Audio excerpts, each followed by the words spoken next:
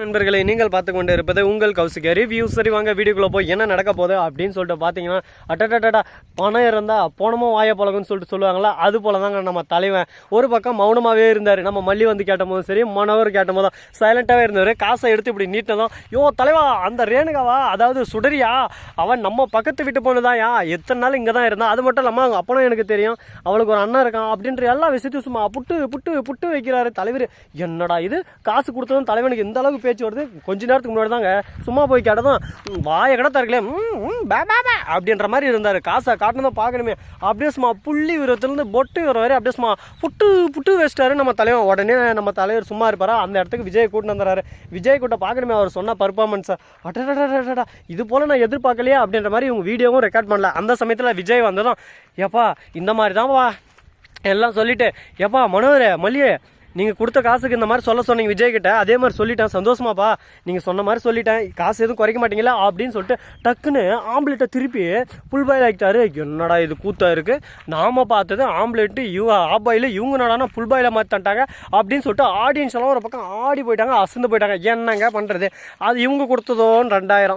ஆனால் அதுக்கப்புறம் நம்ம உண்மையான ரேணுகார், அதாவது சுடரி இருக்காங்களா, அவங்க வந்து அழகாக கையில் ஒரு 10,000 கொடுத்துட்டு, யார் வந்து என்ன கேட்டாலும் சரி, அடிச்சே கேட்டாலும் சரி, நீ எந்த உண்மையும் சொல்லக்கூடாது, அப்படியே மாற்றி சொல்கிறேன், இதுக்கு உனக்கு திரும்ப ஒரு சன்மானம் வரும் அப்படின்னு சொல்லிட்டு போயிடுறாங்க. அவங்க கிட்ட 2000ங்க. ஓகே, நமக்கு பணம் தான்டா, எப்பா பணம் இருந்தால் 10 செய்யலாம், அதனால பணம் மட்டும் நமக்கு போதும் அப்படின்னு சொல்லிட்டு நம்ம தலைவன் ஒரு பக்கம் அப்படியே சும்மா பல்ட்டி வச்சிடறாரு.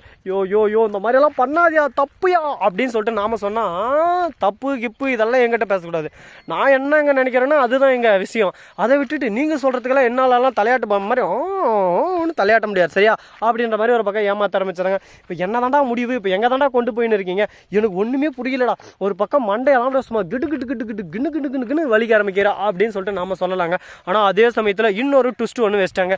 அப்படி என்னடா ட்விஸ்ட் வச்சாங்க அப்படின்னு சொல்லிட்டு பார்த்தீங்கன்னா, அது வேற எதுவும் இல்லைங்க. கரெக்டாக நம்ம மல்லி இருக்காங்கள, அவங்க என்ன பண்ணாங்க அப்படின்னு சொல்லிட்டு பார்த்தீங்கன்னா, அந்த தலைவனை போய் அழகாக பேசி அவங்ககிட்ட அழகாக திரும்ப பொறுமையாக கேட்குறாங்க. ஏமா உனக்கு ஒரு டைம் சொன்னால் புரியாதாம்மா, நீ கொடுத்த காசு தான் நடிச்சு காட்டல, திரும்ப காசு கொடுங்க அப்போ தான் நடிப்பேன் அப்படின்னு சொல்லிட்டு உடனே பிளேட்டாக மாற.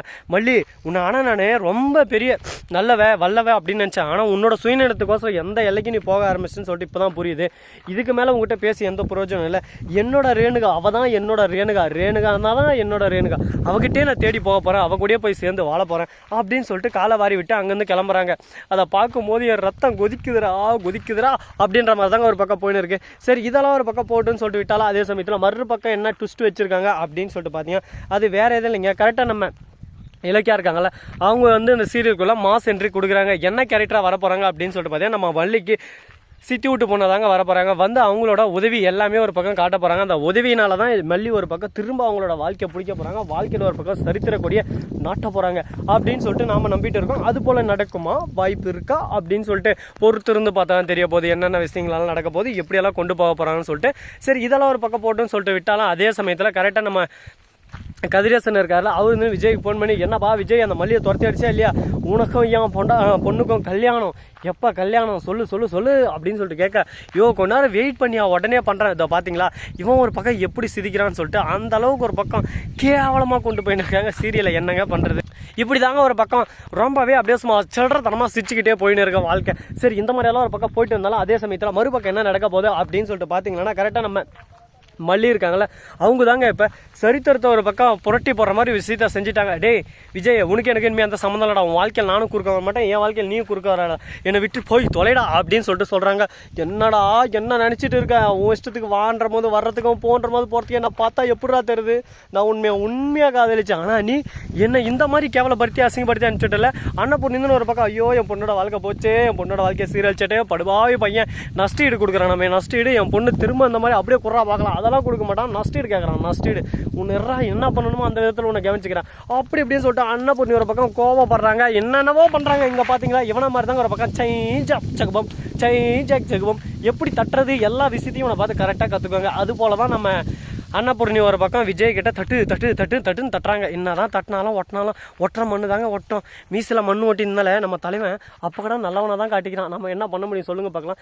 இவர் யார் அப்படின்னு சொல்லிட்டு பார்த்தீங்கன்னா, இவர் தாங்க இந்த கிரவுண்ட் மாபெரும் கிரிக்கெட் பிளேயர். நேற்று அதான் அசாதாரியமாக மிகப்பெரிய ஒரு சம்பவத்தை செஞ்சுட்டாரு. அவரோட ரிசல்ட் எல்லாமே நாளைக்கு சொல்லலாம். இன்றைக்கி இப்போதைக்கு ஏன்னா அவரோட ரிசல்ட் சொன்னால் இவருக்கு மேலே ஒரு பிளேயர் இருக்கிறாரு, அவருக்கு கோவம் வந்துடும். அதனால் அவர் வந்த பின்னாடி உங்களுக்கு சொல்கிறேன் அவரை பற்றி விஷயத்தை. அதுக்கப்புறம் நம்ம அதை பற்றி பேசலாம். சரி, இதெல்லாம் ஒரு பக்கம் இருந்துகிட்டு இருந்தாலும் அதே சமயத்தில் கரெக்டாக நம்ம வெண்பா இருக்காங்கல்ல, மல்லியம்மாவை வீட்டை விட்டு உங்களை யார் அனுப்ப சொன்னேன்? நான் அனுப்ப சொன்னேன். என்னோட அம்மா மல்லியம்மா மட்டும்தான். நீங்கள் எந்த கோர்ட்டுக்கு போனாலும் சரி, எங்கே போனாலும் சரி, இப்படி போனாலும் சரி, அப்படி போனாலும் சரி, மல்லியம்மா இல்லாத வீட்டில் நான் இருக்க மாட்டேன் அடித்து சொல்லுவேன். இது அடிக்காமே சொல்லுவேன் அப்படின்னு சொல்லிட்டு வெண்பா ஒரு பக்கம் கோவப்பட ஆரம்பிச்சிட்டாங்க. இப்போ என்ன தான் பண்ணுறதுன்னு சொல்லிட்டு தெரியும். வெண்பா ஒரு பக்கம் கதறி குமரி அழுந்துட்டு இருக்காங்க. வெண்பா அழாதம்மா, இந்தாம்மா சாப்பிடுமான்னு சொல்லிட்டு சொல்ல, நீங்கள் யார் எனக்கு சாப்பிட விட்டா? நீங்கள் ஃபஸ்ட்டு என் அம்மாவே இல்லைங்க, வந்து ஒட்டிக்கின்னு அந்த வீட்டை விட்டு போகாமல் இங்கேயே இருக்கீங்க. உங்களுக்கு என் மல்லியம்மா பற்றி என்ன தெரியும்? மல்லியம்மா தான் எனக்கு எல்லாமே. மல்லியம்மா இல்லைன்னா நான் இருக்கவே மாட்டேன், நான் இப்பயே போகிறேன் எங்கேயானா அப்படின்னு சொல்லிட்டு வீட்டை விட்டு கிளம்புறாங்க. உடனே பார்க்கணுமே சுட்டறி அப்பலான்னு அடிக்க ஆரம்பிச்சிடான். உடனே தேம்பி கத்தி கூச்சலிட்டு அழ ஆரம்பிக்கிறான் நம்ம வெண்பா. அதை பார்த்து விஜய் ஓடி வராரு. வந்துக்கிட்டே இருக்காரு. எங்கடா வந்துன்னு இருக்காரு அப்படின்னு சொல்லிட்டு பார்த்தேன். ஆளுன்னு மொட்டை மாடிக்கு வர்றதுக்குள்ள தொடரும் அப்படின்னு சொல்லிட்டு ஒரு புல் ஸ்டாப் வைக்கிறாங்க. என்னடா கொடுமை இது! டே, அங்கேருந்து ஒரு செகண்டில் வந்து என்ன நடக்க போகுதுன்னு மட்டும் பார்த்துருப்பாங்களே, அதை கூட பார்க்கக்கூடாமல் ஒரு பக்கம் தொடரும் அப்படின்னு சொல்லிட்டு வச்சா நாங்கள் என்ன அதான்டா பண்ணுறது அப்படின்னு சொல்லிட்டு ஆடியன்ஸ் ஒரு பக்கம் கொந்தளிச்சிட்டு இருக்காங்க. இந்த வீடியோ பிடிச்சிருந்தா லைக் பண்ணுங்கள், கமெண்ட் பண்ணுங்கள், ஷேர் பண்ணுங்கள், டிண்டிங் பெல்லை தட்டி விட்டு போங்க. அப்போ தான் நான் போகிற அடுத்த வீடியோ உங்களுக்கு உடனுக்குடன் நோட்டிஃபிகேஷனில் வந்து கொண்டே இருக்கும். மிக்க நன்றி. தேங்க்ஸ் ஃபார் வாட்சிங். Tata, see you. நன்றி, வணக்கம், வந்தனம், வருகை தருகேன்.